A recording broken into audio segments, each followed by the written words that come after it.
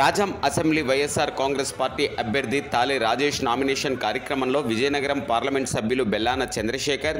శాసనమండలి సభ్యులు పాలవలస విక్రాంత్, మాజీ శాసనసభ్యులు తాలే భద్రయ్య,